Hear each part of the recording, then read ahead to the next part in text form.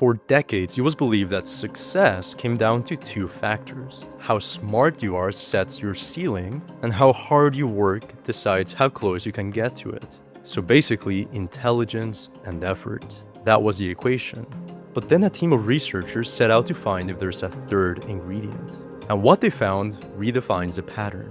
There's one trait that predicts job performance better than raw intelligence and better than work ethic. It can even compensate for lower IQ, so that people who are not the sharpest in the room end up outperforming those who are. The trait is not grit, perseverance, confidence, or charisma. It's a somewhat uncommon, but as we'll see, very necessary virtue: humility. So let's see what humility actually is, why it can beat raw intelligence, and how you can build more of it starting today.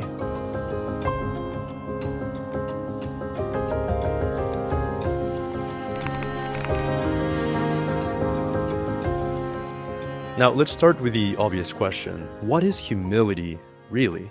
Because most people hear the word and they think it means something like thinking less of yourself.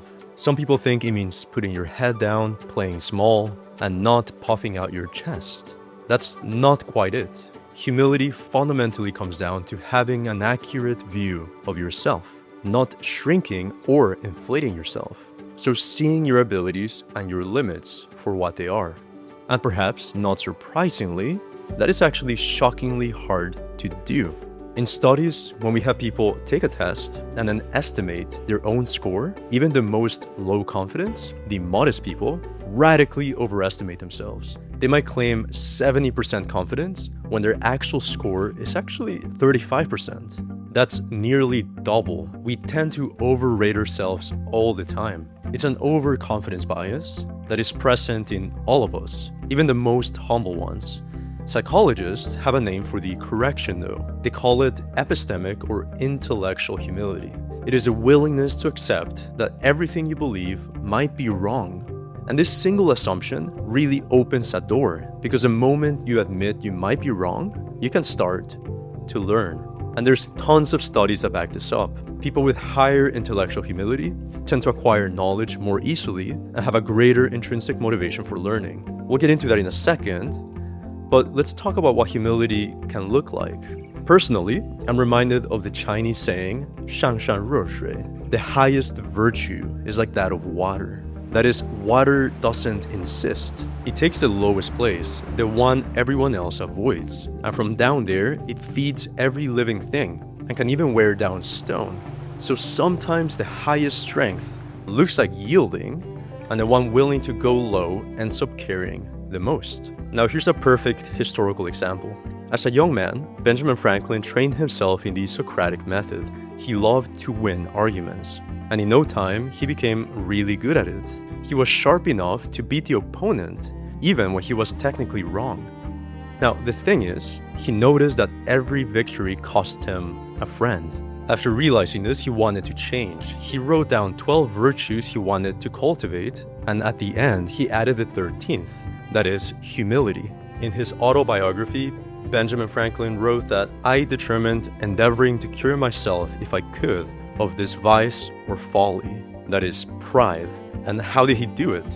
Well, his method was simple, and he followed a single maxim, that is, imitate Jesus and Socrates. He stopped announcing that he was right.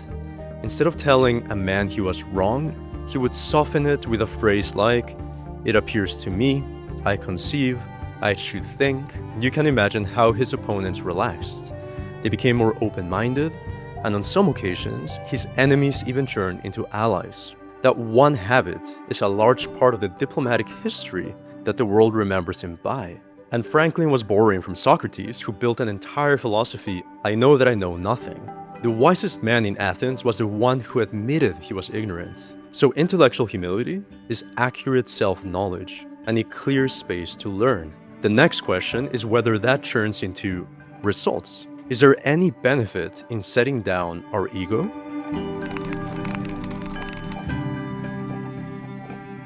In this amazing study, researchers measured students' intellectual humility and then observed how each reacted to a bad test score. After receiving the score, the humble students actually got curious A low grade did not crush them, it actually pointed them somewhere else. And they engaged in so-called mastery behaviors. They agreed to statements like, try to figure out things that confuse me, pay close attention to class, ask myself questions to make sure I understand the material, and even ask my teacher for help. Now, the students with low humility, they actually did the opposite. They engaged in so-called helpless behaviors. And they agreed to statements such as, try to cheat, give up studying, and only study the easy parts. Again, some of these students, the low humility and high humility, had the exact same grade, but completely opposite responses. And the line between them was humility. What drove the gap was curiosity. When you're not busy defending how smart you already are, learning stops becoming a threat and becomes interesting. And existing evidence shows that students like these double-check their assumptions rather than guard them, and they stay open to advice rather than pushing it away, and they're also able to embrace uncertainty. The humble student is not the only one who gains though. Studies show that when teachers admit the limits of their own knowledge, when they say things like, I don't know, or I got that wrong, or good point, I had not thought that through, the whole room changes. Students feel safer, they speak up more, and their grades actually improve. There's even one study where each standard deviation increase in a teacher's humility raised the grades by about 4%. Now, let's scale that from a classroom to a career, and the impact is even greater.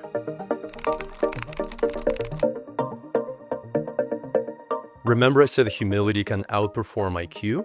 Well, here's what the research says. A study published in Organization Science followed upper-level management students working in real project teams across a full semester. The teammates rated each person's humility, and performance was measured separately from each student's own grades. So the two numbers came from different sources and could not simply echo each other.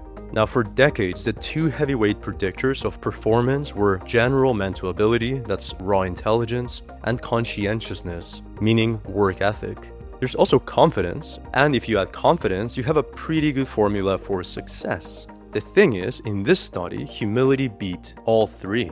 Humility predicted individual performance above and beyond intelligence, work ethic, and confidence, explaining a bulk of performance that those three missed entirely. The researchers then looked specifically at the interaction between humility and raw intelligence. They found that for students lower in general intelligence, humility made a huge difference. The humble, less intelligent students performed almost as well as the naturally smarter students. And for students who were already high in intelligence, humility only added a little bit. So humility does heavy lifting exactly where you need it, when raw ability might not be on your side. And in the study, from the midterm to the final, humility was the single strongest predictor of who improved, explaining about 9% of the improvement on its own. Again, ahead of intelligence, work ethic, and confidence. And again, raw intelligence is great. It measures how much you can learn, your processing speed, and also your ability to understand new concepts. But it says nothing about whether you will. And humility is that willingness.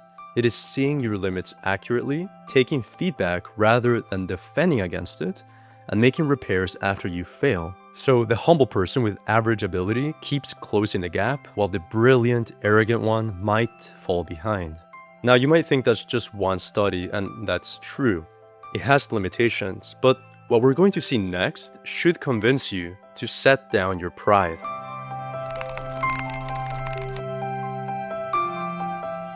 Jim Collins, a researcher and business consultant, and his team dug through data on almost 1,500 companies. They were looking for patterns that could explain why only a handful ever make the leap from average to extraordinary. Collins wrote his findings in his best-selling book, Good to Great. Again, his team combed through thousands of companies, hunting for the rare few that went from average to great and also stayed there for years. Only 11 companies made the cut.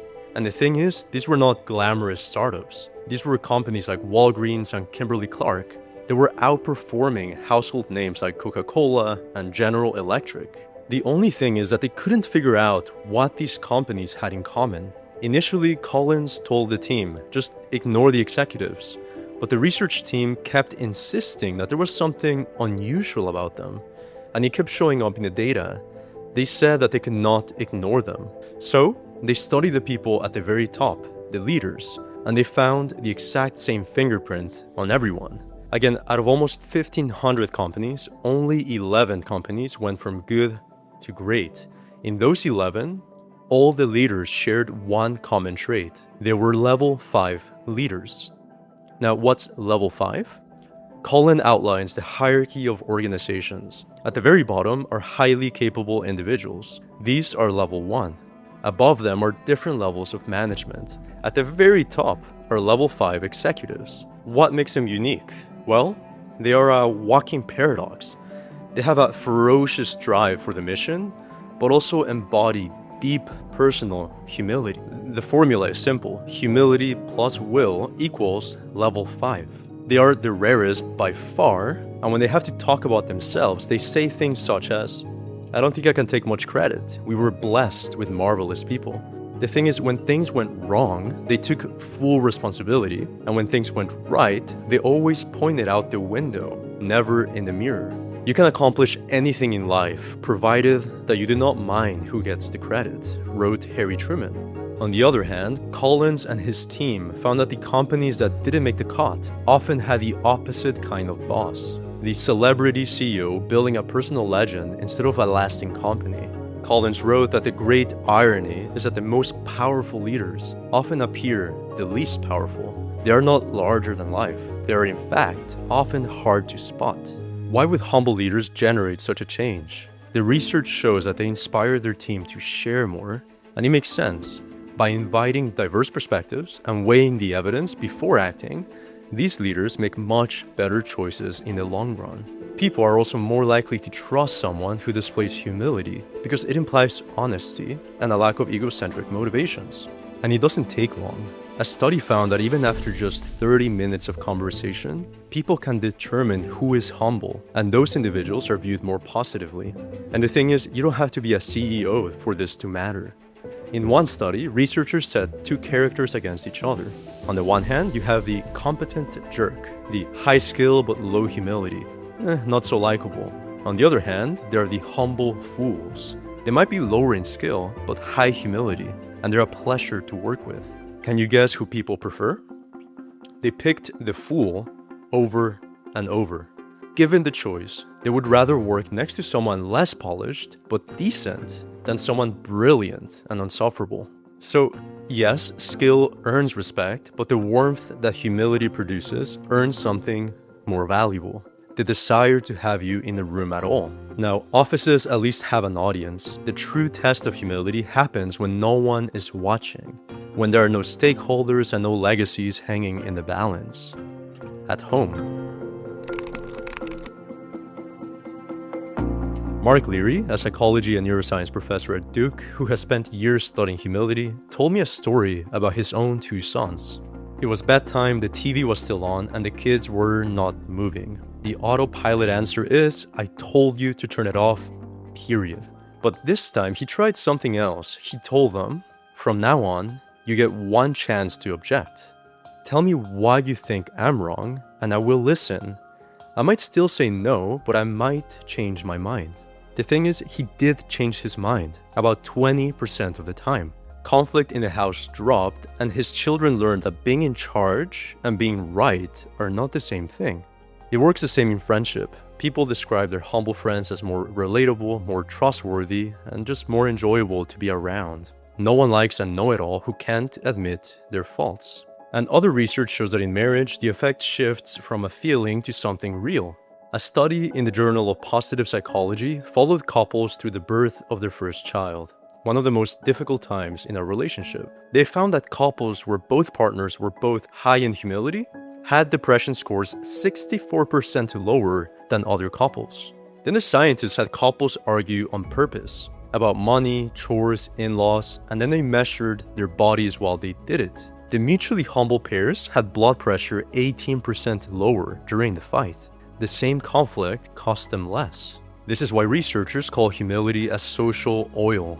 The same way oil keeps an engine from tearing itself apart, humility absorbs the friction between people so the relationship does not grind down.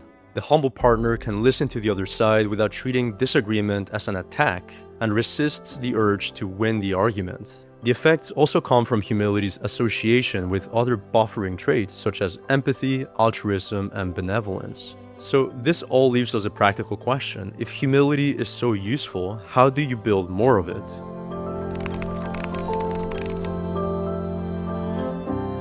Again, Benjamin Franklin writes in his autobiography, "In reality, there is perhaps no one of our natural passions so hard to subdue as pride. Disguise it, struggle with it, beat it down, stifle it, mortify it as much as one pleases. It is still alive, and will every now and then peep out and show itself. For even if I could conceive that I had completely overcome it, I should probably be proud of my humility." That is to say, you can fall into a paradox where you think you're humble, but then you take pride in that humility. This is why the people who study this say that you can't overcompensate. You will not be too intellectually humble, because even the most humble people alive are still more certain of themselves than the facts justify. Your honest track record as a human being is that you have been wrong an enormous number of times. And if I were to take a bet, it's very likely you will be wrong again. So here's how you build real humility, all backed by research. First, assume you might be wrong on purpose. Before the argument escalates, in any conflict, ask yourself 3 questions. Am I sure I am right? Do I have all the information? And is my information biased by what I want to be true? Asking these gives you a buffer to think. Secondly, practice gratitude and reflection. Both of these pull your attention off yourself, and humility grows in that space. Third, and this one is simple enough, you can try it tonight, write about your day in the third-person perspective. Not, today I felt this way, or I did that thing, or I thought this, but he or she walked into that meeting and reacted like this. In one study, adults who kept a third-person diary for 1 month showed real growth in wise reasoning, including intellectual humility. Humility is not weakness dressed up as a virtue. It is an accurate view of yourself. It empties your cup so you can learn, and it takes the filter out of how you see the people you love. Pride is a barrier, and humility is a pathway. Thank you so much for watching. If this changed how you see the humble people in your life, or even the one in the mirror, send it to someone who might need it. Also, leave a like and comment your thoughts. How do you cultivate humility? Also, make sure you subscribe so you don't miss the next videos. I'll see you in the next one. As a biologist and health journalist, I've spent a lot of time thinking about life, how the body works, what keeps us going, how fragile and incredible the whole thing is. And the more I learned about life, the more I wondered, what happens when it ends? I'm Akai, and I host a new documentary called Final Hours. This film is all about answering that question. I went looking for answers the way I was trained to, science first, then philosophy. Both gave me a lot, but neither gave me everything. So, I wanted to make a film that doesn't choose. Final Hours is both science and philosophy. It's data and storytelling. It's contemplation and beauty. At the center of it are people who, by every definition, were dead. But then they came back. Something called a near-death experience. Something that is unexplainable, but as I found out, holds answers to our deepest questions. So, I sat with them and I listened. I didn't shy away from the uncomfortable questions, and they didn't shy away from the answers. And after long travels and even longer conversations, I'm honestly not the same person I was when I started filming. Why?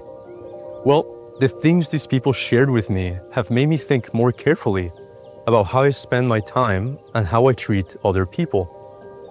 The implications of what these people experienced on the other side are profound, and they're profound for all of us, including you.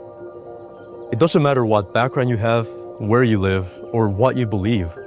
I promise you, you will find something in this film that speaks to you.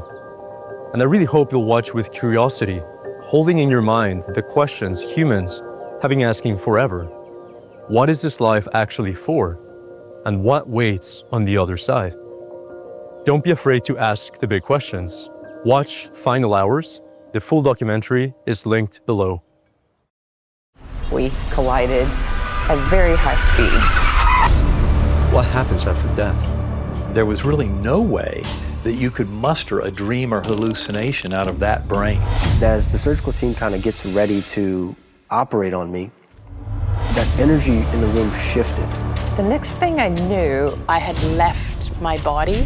I looked up behind the surgeons, and there were these huge light beams. It's a place that was very kind of primitive, coarse. It was like being underground in dirty jello.